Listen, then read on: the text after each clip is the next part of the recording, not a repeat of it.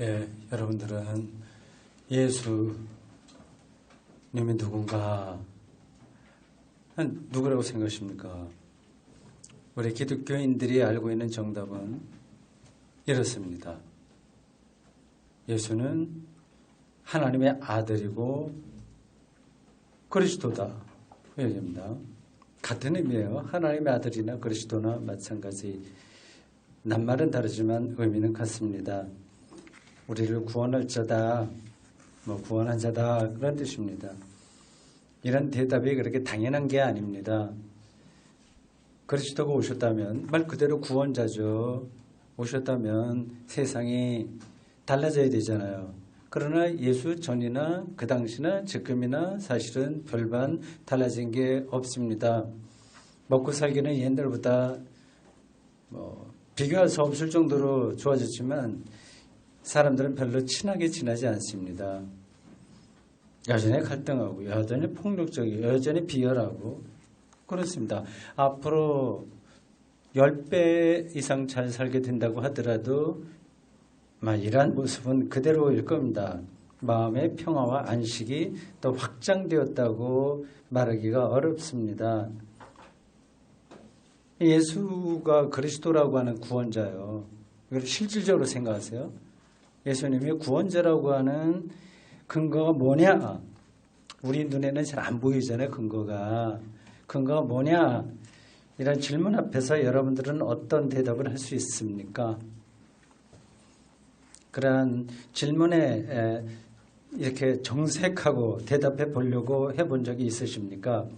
이런 질문은 예수님 당시부터 계속됐습니다. 오늘 설교 본문인 요한복음 10장 22절에서 30절에 그 이야기가 나옵니다. 여기만이 아니라 여러 군데에 그런 이야기가 나옵니다.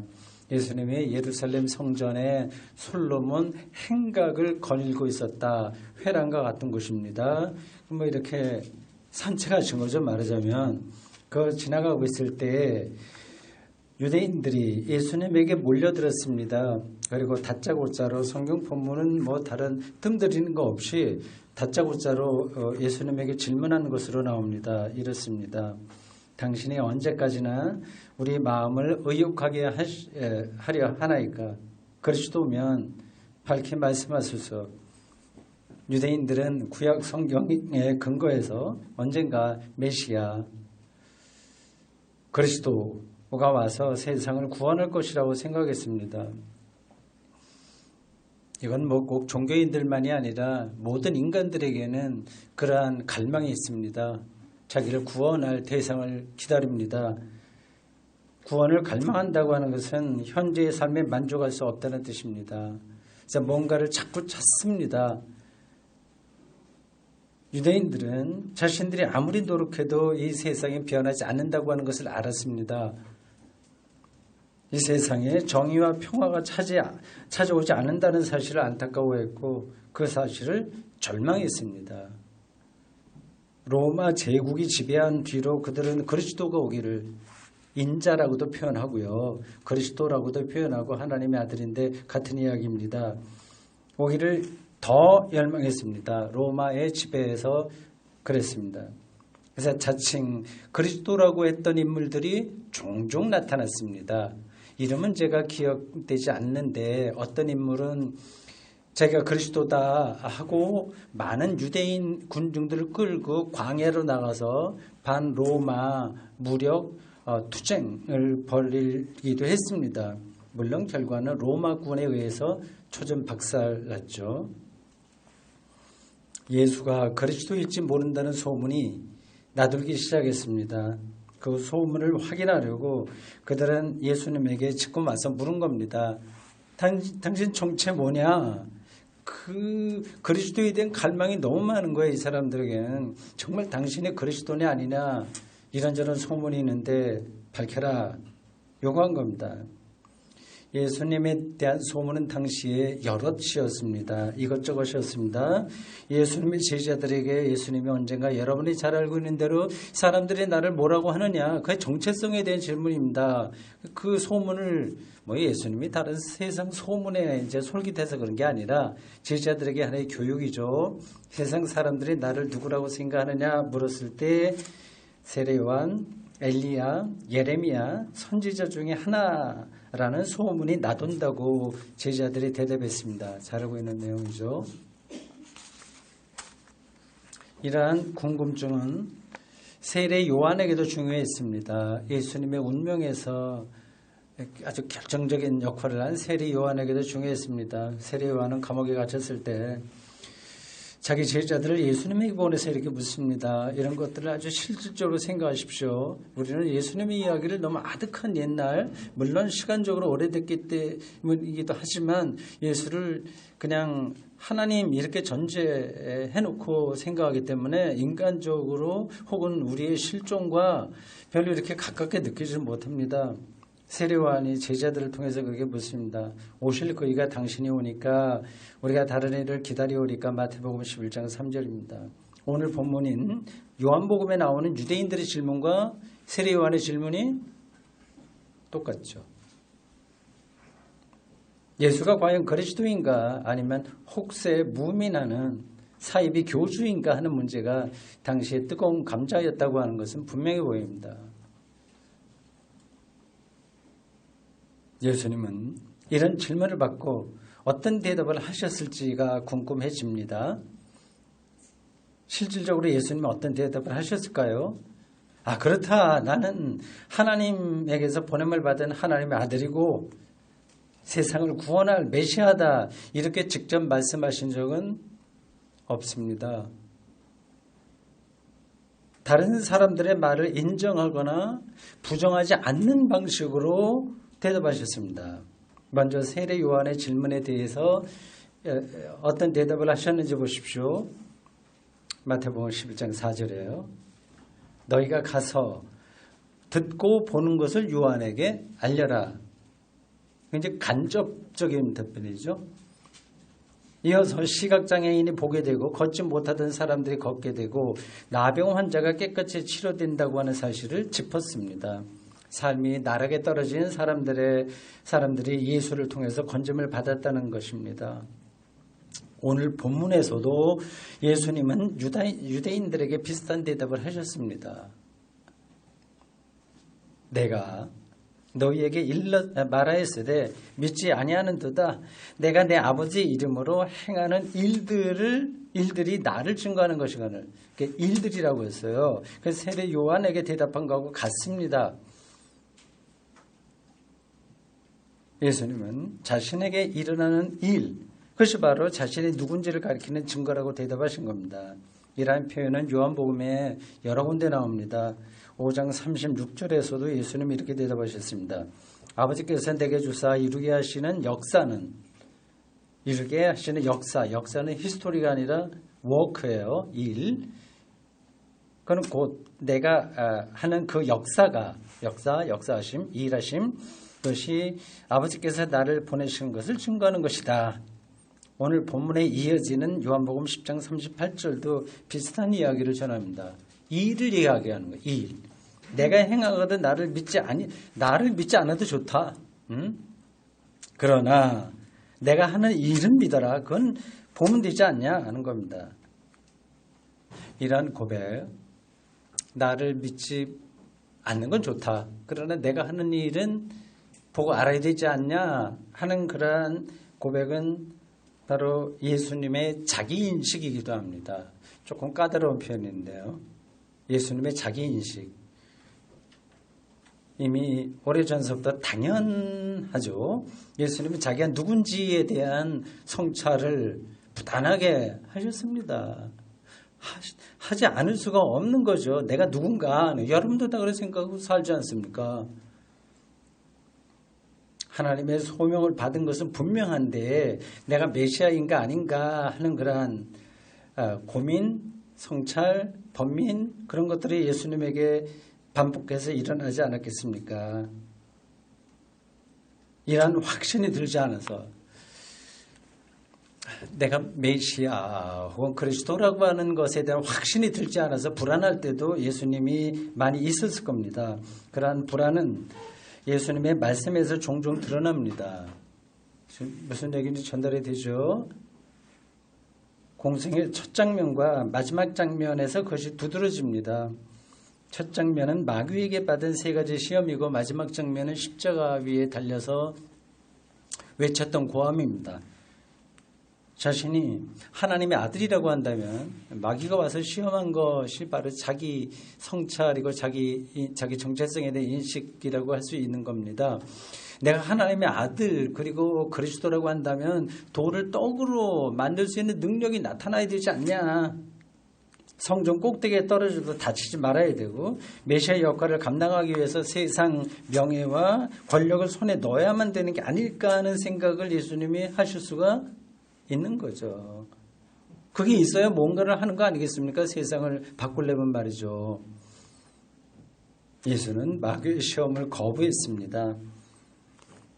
십자가에 달려 죽으면서 엘리 라마 사박단이라고 하셨습니다. 마지막 불안이 그렇게 나타난 거죠. 신으로부터의 유기, 버림받음에 대한 외침, 고함입니다.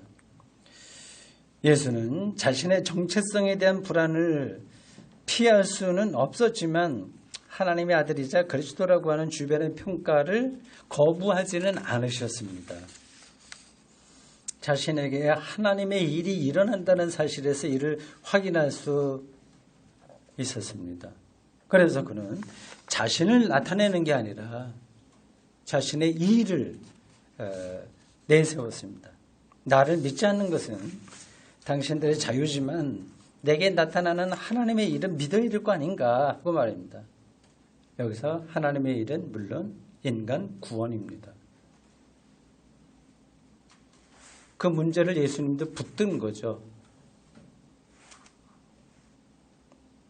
예수가 그리스도인가 아닌가 하는 질문은 결국 예수를 통해서 예수를 통한 구원 여부에 달려 있습니다. 구원을 경험한 사람은 예수를 그리스도로 고백할 것이고 못하는 사람은 거부할 겁니다. 유대인들은 거부했습니다.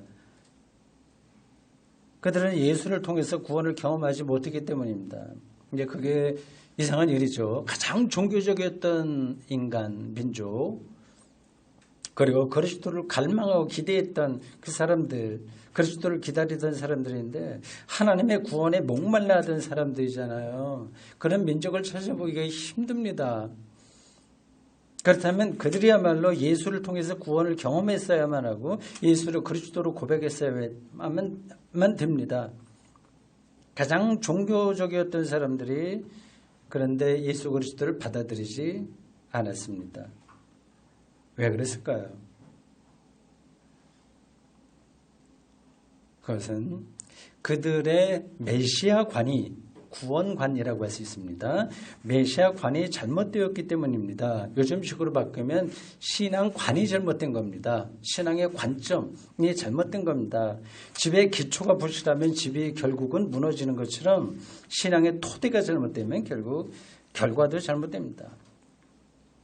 유대인들의 메시아관의 핵심은 제가 잘못된 메시아관이라고 그랬는데 핵심은 승리주의입니다. 승리하는 것. 그들은 메시아, 즉 막강한 힘을 행사할 수 있는 사람이 나타나서 로마 제국과 같은 악한 세력을 몰아내고 유대가 세계의 중심이 되는 때를 기다렸습니다. 그들은 고대 이집트 제국의 파라오를 물리친 모세나 초자연적인 기적을 많이 행하고 승천한 것으로 알려진 엘리야 같은 인물이 나타나기를 바랬습니다. 이들의 심정이 이해가 됩니다. 이는 마치 가난한 사람이 어디에도 희망이 없잖아요. 가난한 사람이 자기의 남은 돈을 탈탈 털어서 복권을 몽땅 사고 1등 당첨을 기다리는 거하고 비슷합니다. 예수님은 유대인들의 메시아관에 따르면 메시아가 아니었습니다. 그는 칼 마르크스나 레닌, 모택동, 피델 카스트로나 체 게바라, 세계적 거부였던 빌 게이츠나 워렌 버핏이나 이건희 같은 사람들처럼 눈에 보이는 능력을 행사한 인물이 아닙니다. 요한복음의 설명에 따르면 예수님은 한창 잘 나갈 때 사람들이 그를 왕으로 옹립하려고 하자 그 차를 피했다고 합니다. 그는 메시아가 되고 싶지 않았습니다.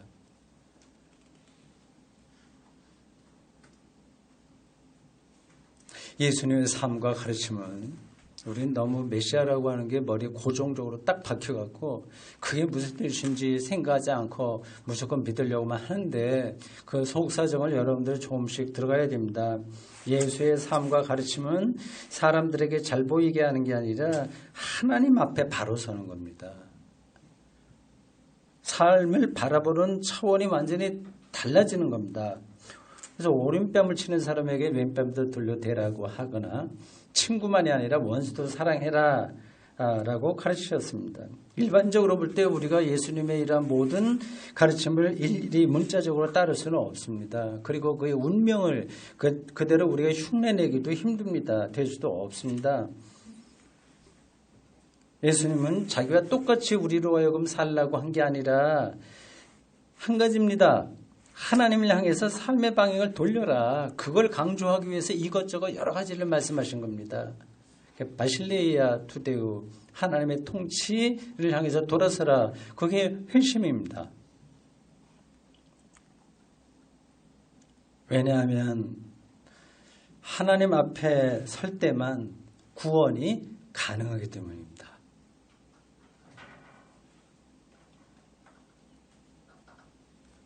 예수님만이 하나님을 전적으로 신뢰했고 오직 유일한 사람이고 하나님만을 전적으로 신뢰한 유일한 사람이고 하나님만 대면해서 살았던 분으로서 우리를 하나님 앞에 서도록 하셨기에 우리는 예수님을 그리스도로 믿습니다. 하나님 앞에 바로 선다는 것, 하나님을 직면할 수 있다고 하는 것, 이것은 그냥 되는 게 아니라 믿습니다. 아무리 해봐요. 되나 그게. 순간적으로는 자기의 감정에 도취돼 갖고 자기 연민에 떨어져서 믿는 것 같지만 금방 아마 흐지부지 될 겁니다. 하나님 앞에 선다는 건 하나님을 직면한다고 하는 것은 하나님을 정확하게 알 때만 가능합니다.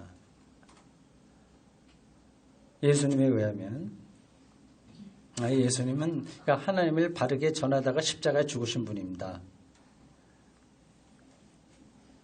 예수님에 의하면 하나님은 우리의 잘잘못을 일일이 따져서 상을 주기도 하고 벌을 내리기도 하는 분이 아닙니다. 유대인들은 그렇게 생각했습니다.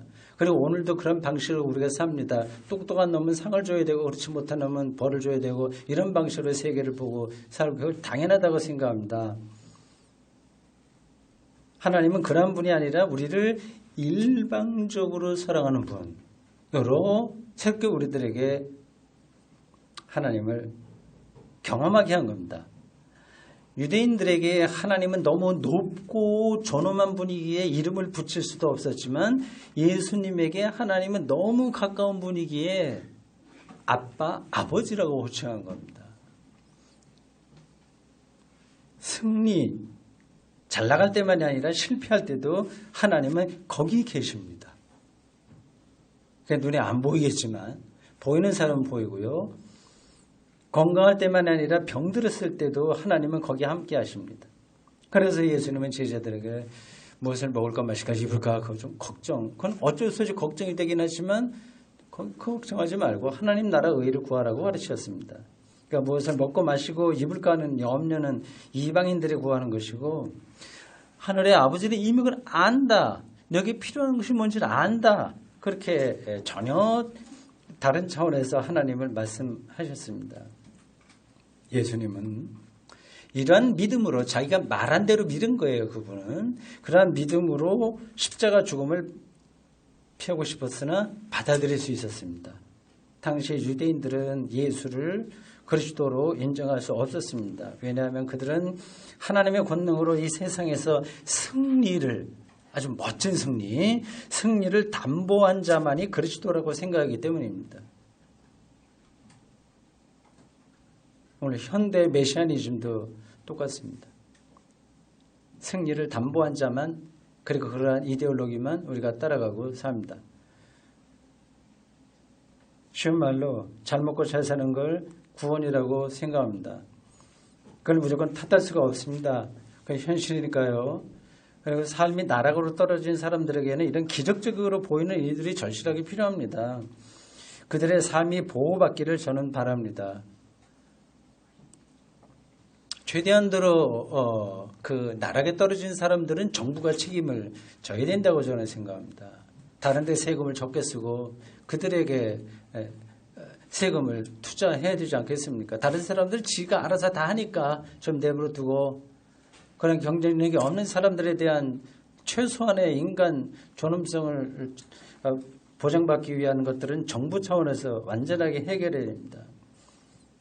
저는 그들이 보호받기를 진심으로 바랍니다. 그러나 어려움이 해결되어도 나락으로 떨어지는 데서 건짐을 받아도 또 다른 어려움을 겪게 되는 건 우리 인생에서 어쩔 수 없긴 하지만 일단 긴급한 상황에 놓인 사람들은 구호를 받아야 됩니다. 이게 정작 문제는 이미 충분할 정도로 아니면 최소한 어느 정도는 갖추었는데도 더 많은 것을 갖춰야 된다고 생각하는 사람들입니다.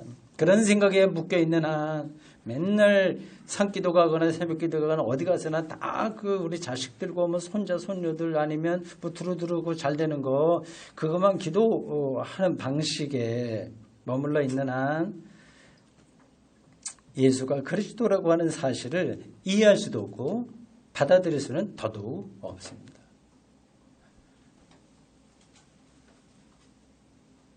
지금까지 제가 설명한 것에 대해서 인생을 좀 현실적으로 생각하는 사람들은 뭐 예수를 그리스도로 고백하지 않고도 나름대로 진정성을 갖고 인생을 살고 열정적으로 세상에서 멋지게 살면 되는 거 아닌가 이렇게 생각할 수 있습니다. 뭐 굳이 예수를 그리스도로 그건 그냥 열심히 세상 살면 되지 이렇게 생각합니다.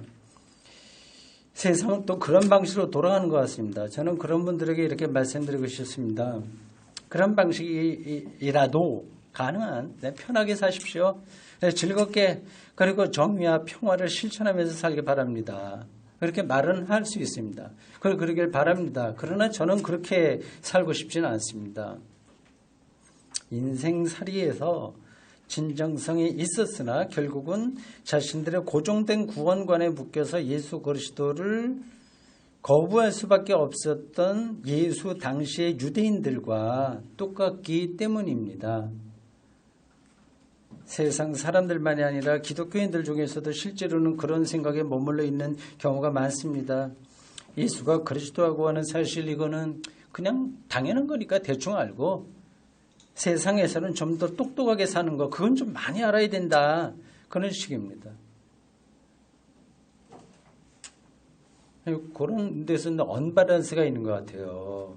우리 현대 기독교인들에게 지식인 기독교인들도 포함해서 두루두루 기독교 자체에 대해서는 정말 아는 게 작아요. 근데 세상에 대해서 너무 많이 알아요. 그러니 영적인 건강, 균형감 이게 갖춰지기 힘듭니다. 언밸런스죠.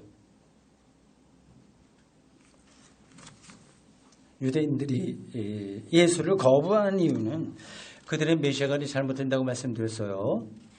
근데 더 근본적인 이유를 그거하고 연관된 건데 본문이 아주 특별한 용어를 통해서 설명합니다. 아주 특별한 용어. 내 양이라는 표현입니다. 26절, 27절에 이렇습니다. 너희가 내 양이 아니므로 믿지 아니하는도다. 내 양은 내 음성을 들으며 나는 그들을 알며 그들은 나를 따르느니라. 이 내 양이라고 하는 표현은 좀 편애하는 것처럼 들려요. 그런 식으로 얘기하나 조금 이제 불편하게 들릴 수 있습니다. 이런 표현은 내 양이라고 하는 이런 표현은 궁극적인 진리를 말하는 경우에는 어쩔 수가 없어요. 다른 식으로 안 되기 때문에 이렇게 표현하는 겁니다. 이런 특별한 경험은 특별한 경우에만 발생하기 때문에 이런 용어로 말하는 겁니다. 그러니까 예수를 길이요 진리요 생명으로 인식하고 경험하고 고백하는 것 이것은 예수님과의 어떤 특별한 관계를 가리킵니다. 그게 내 양이라고 하는 말로 표현된 거예요. 내 양은 아주 특별한 관계, 내 사랑, 내 연인, 그런 표현 것과 비슷한 겁니다. 제자들은 예수님의 내 양이 된 사람들입니다. 마치 텃밭과 사랑에 빠진 어떤 사람이나 혹은 그림이나 노래처럼 예술과 사랑에 빠진 사람의 특별한 느낌과 능력처럼 제자들은 예수의 내 양으로 선택받았습니다. 그 관계가 아주 특별하다는 뜻입니다. 내 양이라고 하는 이 표현, 예수님과의 특별한 관계를 말하고 있는 이 표현이 가리키는 핵심이라고 해도 좋고 또 하나의 다른 표현이라고 해도 좋은데 영생입니다. 영생. 본문 28절에서 예수님은 내 양들에게 영생을 주신다고 말씀하셨어요. 내 양, 특별한 관계이기 때문에 관계 자체가 영생인 거예요. 예수님과의 특별한 관계가 내 양이라고 하는 표현이고 그게 영생입니다. 예술가와 시인들에게 창조적인 영감이 주어지듯이 예수님의 제자들에게는 영원한 생명이 경험되는 겁니다. 여러분도 영생 경험하고 싶지 않습니까? 예수님과의 특별한 관계 자체가 영생입니다. 자꾸 오래 사는 거 생각하지 마십시오. 일단 그거를 끊어내야 이런 말들이 이해가 됩니다. 이 영생은 구원과 같은 의미입니다. 영생은 생명이 무한정 늘어나는 게 아니라 하나님의 생명에 수렴되는 것. 수렴. 받아들여지는 것. 그렇게 됩니다. 이게 관념적으로 들으시죠? 비유적으로 설명하면 이와 같습니다. 여기 미혼모가 있다고 합시다. 자신이 아이를 키울 수 없어서 입양시키기로 했습니다. 입양할 사람이 나타났습니다. 이 아이와 입양할 사람의 관계가 이전에는 완전히 남남이었다가 입양한 다음에는 가족이 된 거죠. 질적으로 새로운 관계로 들어간 겁니다. 영생은 유일하게 영원한 존재인, 영혼이라고 하는 말로 표현할 수밖에 없는 존재인, 그래서 알파와 오메가로 종종 불리는 하나님과의 완전한 일치를 가리킵니다. 그런 일치를 경험한 사람은 이제 하나님의 은총으로 삽니다. 사람들에게 인정받아야 될 필요는 느끼지 않습니다. 하나님의 사랑에만 전적으로 의존합니다. 생명의 근원인 하나님과 하나 되었기 때문입니다. 지지자들이 그런 사람들이었고 우리가 그들의 후배들이고 그런 길을 따라가는 사람들입니다. 사랑하는 성도 여러분, 제자들의 영생 경험은 종교적인 독단이나 자기 도취나 자기 합리화가 아닙니다. 생명의 능력에, 구원의 광휘에, 이런 말들도 그 광희가 뭘까 생각되죠. 어저께도 수련회 잠깐 하다가 제가 짧은 특강을 했습니다. 나는 걷는다예요. 걷는다는 그 사실을 우주의 차원에서 제가 경험하면 그게 생명의 광이라고 하는 겁니다. 예?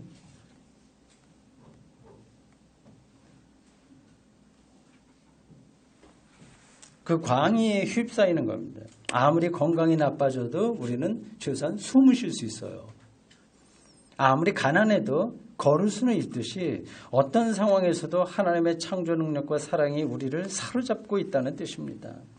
유대인들은 종교적인 인간들이었는데 하나님에게 점수를 받으려고 전전긍긍했지만 제자들은 예수님을 통해서 하나님의 비밀스러우나 정말 리얼한 생명을 지금 여기서 누릴 수 있었습니다.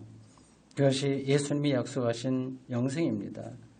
이런 사실에 근거해서 그들은 예수님을 그리스도라고 고백했고 저와 여러분도 제자들과 같은 길을 가는 사람들입니다. 아멘.